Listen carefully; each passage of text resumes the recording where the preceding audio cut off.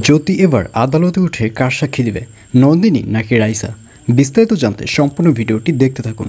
আসসালামু আলাইকুম প্রিয় দর্শক, সবার কি অবস্থা? হাজির হয়ে গেলাম দীপ্ত টিভি নিবেদিত ভালোবাসার আলো আঁধার নাটকের ৩৩২তম পর্বে কী সব ঘটতে চলছে তার অগ্রিম খবর নিয়ে।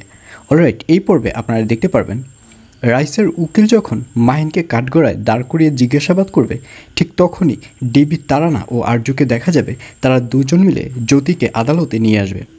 তখন আরজু বলবে, যা জানার সব কিছু এবার জ্যোতির মুখ থেকে আপনারা জানতে পারবেন, আপনাদের আর কোনো কষ্ট করতে হবে না। আর এই কথা শুনে সবাই জ্যোতিকে দেখে অবাক হয়ে তাকিয়ে থাকবে।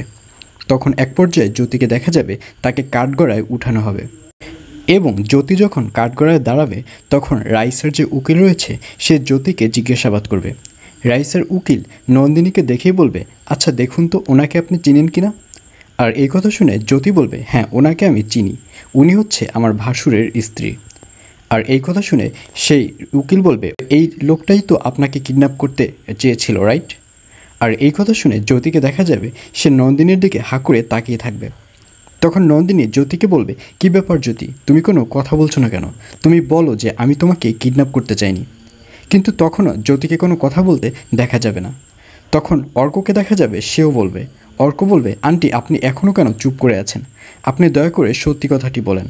কিন্তু তখনও জ্যোতিকে কোনো কথা বলতে দেখা যাবে না এবং পেছন থেকে আরজুকে দেখা যাবে সে চোখের ইশারায় জ্যোতিকে কথাটি বলতে বলবে। তখন জ্যোতিকে দেখা যাবে আরজু জ্যোতিকে যেসব কথাগুলো বানিয়ে বানিয়ে বলেছে এই সব কথাগুলো জ্যোতি মাথায় ভাবতে থাকবে। আরজু যে বলেছে যে নন্দিনী আসল কিডন্যাপার, এগুলো যেন তাড়াতাড়ি বলে দেয়। এইসব নিয়ে যখন জ্যোতিকে চিন্তায় পড়তে দেখা যাবে তখন এক পর্যায়ে জ্যোতি সেন্সলেস হয়ে ওখানে পড়ে যাবে। জ্যোতি বলবে, আমি কিছুই আর বলতে পারছি না। এই বলে জ্যোতি সেন্সলেস হয়ে যখন পড়ে যাবে তখন ওখানের যে জজ সাহেব রয়েছে তাকে দেখা যাবে সে ডিবি তারানাকে অনেক বেশি বকাবকি করবে। এবং শুধু জজ সাহেব নয়, সাথে মাহিনদের যে উকিল রয়েছে সেও অনেক বকাবকি করবে। মাহিনের উকিল বলবে, আচ্ছা আপনি কি এতটাই বোকা?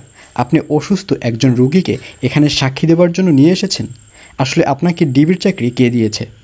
আর এই কথা শুনে ডিবি তারানাকে দেখা যাবে সে অনেক লজ্জিত বোধ করবে। সে বলবে, আসলেই আমার ভুল হয়েছে, এই ধরনের ভুল আমার আর কখনোই হবে না। এইসব বলতে দেখা যাবে ডিবি তারানাকে। আর এছাড়াও থাকবে আশ্চর্য সকল ঘটনা।